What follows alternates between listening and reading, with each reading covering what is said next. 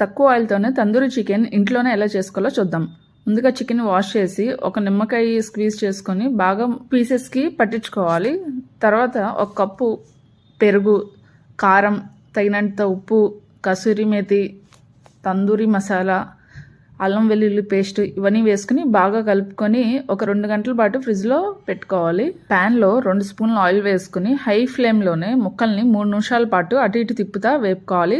తర్వాత సిమ్ చేసేసి మూత పెట్టుకోవాలి. ప్రతి 3-4 నిమిషాలకి ముక్కలు తిప్పుకుంటూ ఉండాలి.